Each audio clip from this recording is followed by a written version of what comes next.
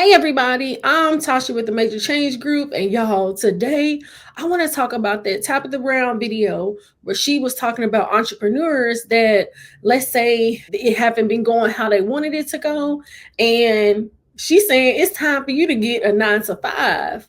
And I was just like, how does this impact our finances?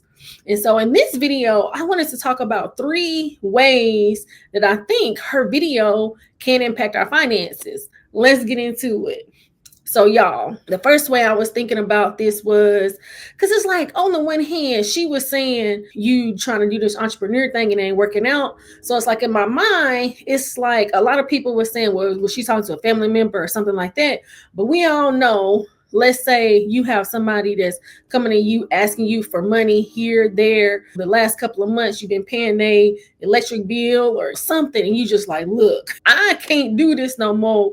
It's time for you to go get a 9 to 5. You've been trying this and it ain't working out how you want it to. And so it really made me to think about boundaries and family, friends, and everybody else and your money. And so how do you, when somebody is coming to you and asking you for money and stuff like that, how do you put boundaries in place so that, one, it doesn't impact your relationship and things like that? Because I know even for myself, I've talked about on the channel, when it comes to my credit score, a couple of years back, I had co-signed on a loan, and it had came to a point to where the person wasn't paying on the loan for a few months, and it had got behind.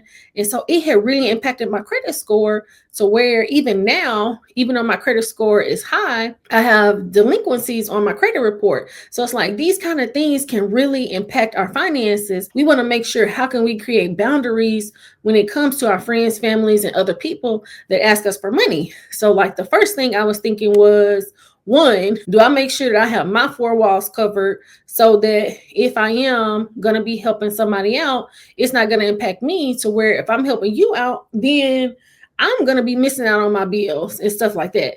So just want to make sure that I got myself covered before I can help you. Now, the next thing is, especially when it comes to finances, what kind of tools and tips can we offer people? Because sometimes it's not necessarily that we can always give somebody money, but I'm sure you got some tips in you to where you can give somebody else that can help them to be able to get out of the situation. Because you know how sometimes people want your money, but they don't want your tips and all that kind of stuff.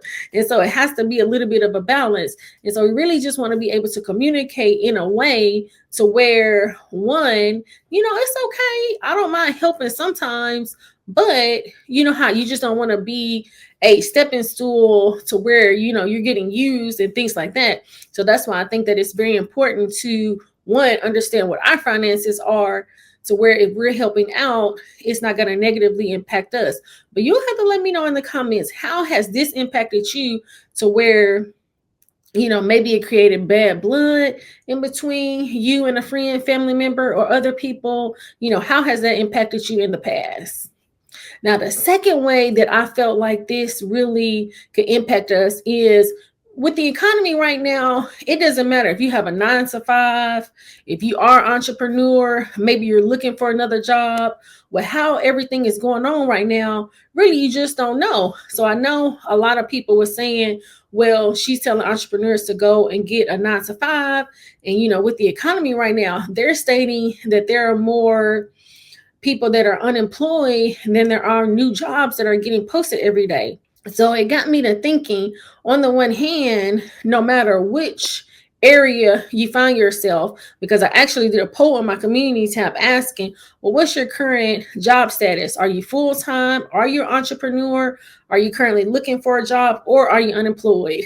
But I also want to shout out to the retired people, because I did have a few retired people in there, and shout out to them. I know right now y'all happy to be retired. But it got me to thinking, no matter which area you are in, we always want to make sure that we understand where our foundation stands. So have we created a budget recently to state, this is how much money I have coming in, here's all my expenses, here's how much I have left over, and can I take a look to see, do I have any debts? How much money do I have set aside for a rainy day fund? Now, let's say you're working your 9 to 5, but then you keep coming up short at the end of the month. Now, the thing is, it's not necessarily that it's even time for you to get a new job or things like that. Most of the time, or some of the time, it could be that maybe it's just a spending issue. So that's why I think that it's good to do a budget, see how much money you have coming in, then really see where your expenses are. And so it's good to go and get your bank statements and your credit card statements to see, well, how have I been spending my money these past, month to 3 months, so I can get a realistic idea of, how I've been spending my money, and then create the budget to say, okay, well, I've been going out to eat and I've been going to these nice restaurants, and y'all guys, y'all been going out on these dates and all that kind of stuff, and I've been spending a lot of money. And ladies, we going to get our hair done, nails done, and going and buying clothes and stuff. So I just been spending a little money more than I had expected. So that's why it's good to do a budget and reset ourselves so that we can know what's going in and what's going out. And by resetting ourselves, let's say you are looking for another job, then you'll be able to know, okay, this is the least amount of money that I could be able to accept on a job. But then also having your high range, but it's good to know, okay, here is maybe where the danger zone, so I don't want to go under this amount, but this is what I really want, so that you can know where you would fall. Because the thing is, sometimes it's not really how much money we're bringing in, it's how much money are we spending. And so that's why it's good to do a budget so that we can understand where our money is going. Now, the last thing in regards to what Tabitha was saying, and here's what I thought, y'all, because I'm just like, Tabitha talking to me on the one hand. Now, the only thing is, now I have a 9 to 5, but I do my YouTube and I have some other things that I'm doing. But y'all, sometimes, and y'all already know, sometimes I'm not as, I'm not as consistent as I should be. So I've been doing this YouTube thing for a little bit, and sometimes I'm in and out, and like right now I've been a little bit more out than in, because it's just like sometimes you be traveling, you want to be out doing stuff, and then sometimes you just don't really feel like doing it after your regular 9 to 5, right? And so you really have to create a plan. And so what it really made me think was, okay, you've been doing this for this amount of time and you haven't hit it how you wanted to. Okay, so now is it time to possibly stop doing it? And so what it really made me think was, you know what?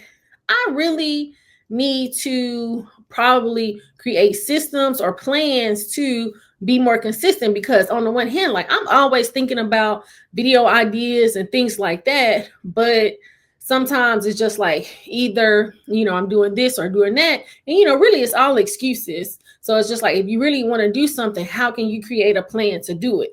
And so that's kind of what I thought. That's really what I thought. It's just like, I know it seemed like she was talking a lot about, it's just not working out. He needs to go get a 9 to 5. But what about those people that got a 9 to 5 and they trying to do their business on the side? But it's just like you're not putting in all the hours or creating the plan that you really want. So really, it made me think to really, sit down, figure out what it is that I really want, and kind of go from there. So you'll have to let me know, what were you thinking about if you saw the Tabitha Brown video, and how do you think it relates to family, friends, or other people, and it's related to your finances? What kind of boundaries do you create in regards to letting people borrow money? Or do you have a certain amount to where, okay, I can just let people have this if they come to me and I'm not going to worry about it? But then also, let's say in your regular 9 to 5 or whatever you're doing, are you thinking about doing something else? And if so, how much money do you need to bring in? Or is it that maybe you make enough money, but you just out here spending? That happens sometimes. And then lastly, do you have a 9 to 5 and you have an idea that you've been thinking about, but you just haven't went all the way 100% in? And maybe now it's the time for you to do it. Like, what kind of processes are you going to put in place? And so overall, that's what I got out of the video. But you'll have to let me know, what are you thinking about this? I hope that this video was helpful. Please like, subscribe, share with a friend, and turn your notification bell on so you'll be notified when new content drops. I thank you so much for watching. Until next time.